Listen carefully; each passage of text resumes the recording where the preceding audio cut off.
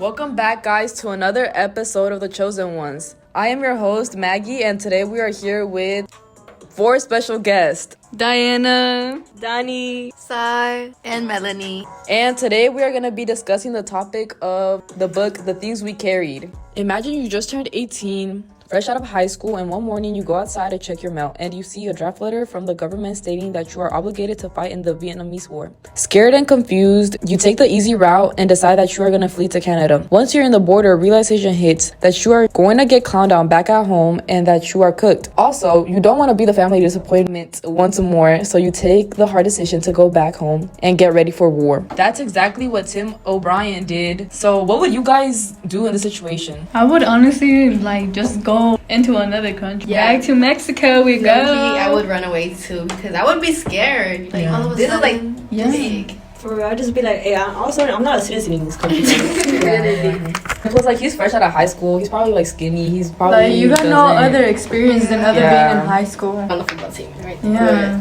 You're barely starting to live your life and you're already being sent to war. Yeah. So y'all want to be scared? Y'all want to be embarrassed to come back home? After the war's over, they're gonna say that you were a coward, basically. I might not even come back home at that point. I would just stay where I'm at. If they're gonna shame me, then I'm not coming back. Yeah. I think personally, I don't want to die either, so I would. Another reason why I would run away. I would say that I got kidnapped and then come back 4 years later. But have your own ransom and everything. Yeah. Do y'all think that it should be a social obligation for men to fight in the war, even if they're really young? Or do you think it should be men and women? Or what's your opinion about this? Honestly, I feel like 18 is really, really young. We're barely starting life. So I don't know if that young, but I say maybe 25, mid-20s is an okay age. Human brains don't stop developing until you're in your mid-20s. Yeah. So why would you send an 18-year-old to war? That's knowing more that your brain is gonna do. you're gonna get more trauma. You're gonna have more traumatic experiences, and those are gonna stick with you even more. So do y'all think since you think 18 is too young, you think it should be men and women that are in their 20s or maybe in their 25 instead of just men until they're 18? I mean, if the women are capable and want to, then yeah. Yeah, I think the minimum to go to war is 25. Because 20 also feels way too young. Mm-hmm. It's only 2 years older than 18. And what do you do within those 2 years? You can't even get you can possibly get a college degree, but even then You don't have a lot of life experience, life itself. Do you think he did the right choice? Well, but in the book he talked about being scared of being ashamed and guilt. So it's he forced himself to go back.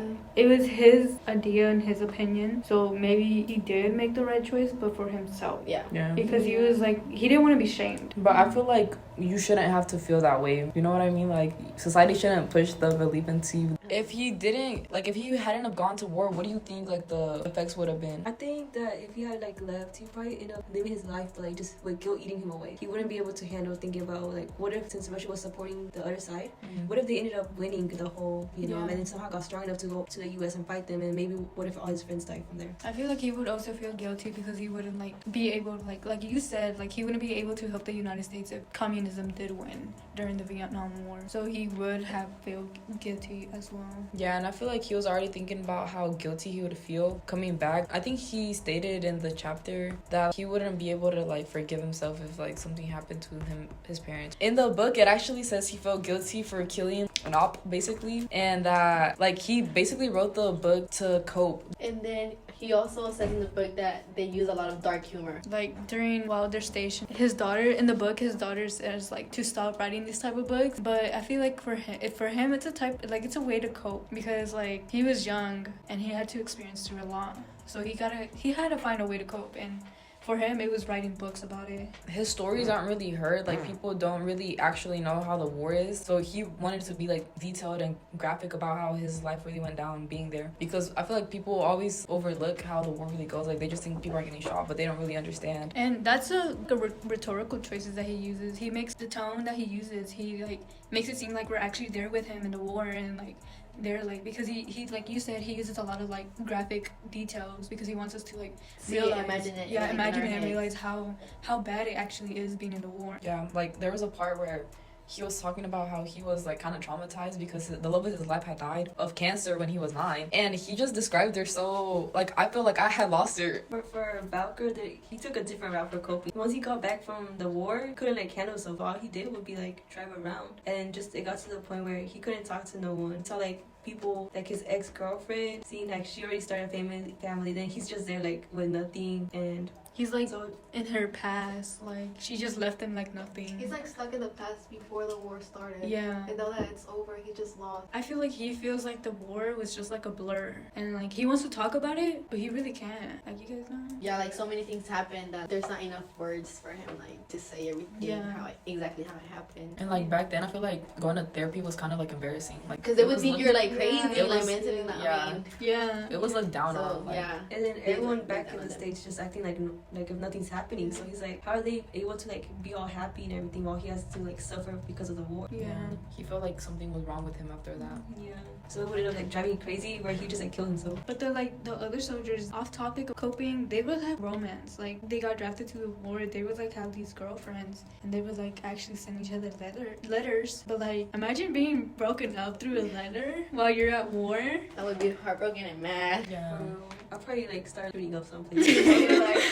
I feel like that's what the soldiers did though. Like the soldiers who like burned up the village. They were just angry because of things that like obviously they weren't there, so like they couldn't like prevent like them getting broken up with and stuff like that. And like they would just see their friends die in their arms, like not being able to do nothing. And even like one soldier, like his best friend had died right in front of him, and he had to watch that. And like all his anger, he took it out on like this baby buffalo, and just like torturing it from just how angry he was from his best friend passing away. And I feel like that's like something the war changed in him. Like the war changed that. Like who would do that? like Magaly, would you go up to a baby buffalo and just like torture it just for fun? Nah, I think he was tripping low key. Like that was kind of crazy.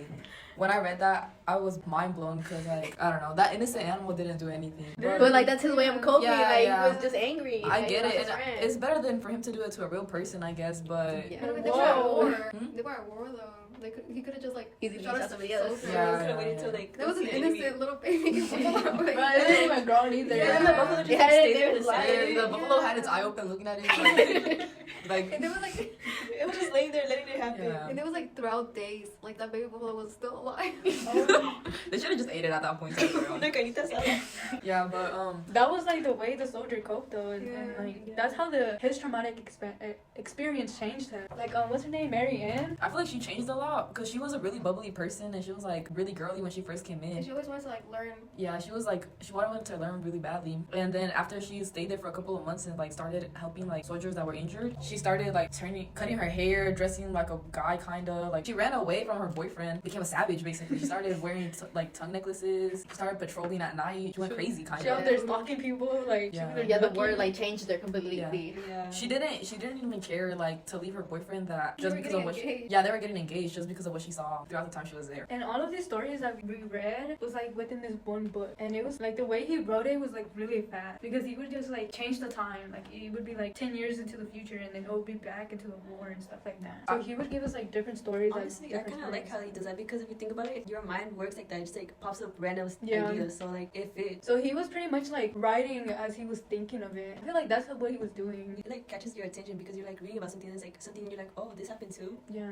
and it's not like the same thing with 3 chapters over and over again. I don't like books that repeat the same theme for like the whole book. That I feel like that's boring, and that's what kept my attention for this book. Yeah, because it didn't stay at one place. It kept changing the timeline and stuff like that. Where he started at the war, from like when he left United States to go to Canada, or back to the war, like And then into the future when he had his daughter, and then back. And it was like multiple stories, not just like from him. It was like from all the soldiers around him. And he would do it in like their perspective too. Yeah. This book's main ideas were trauma, change, personal experiences, coping, social obligation, and guilt. And those are just some of the small parts of the big idea that this book had.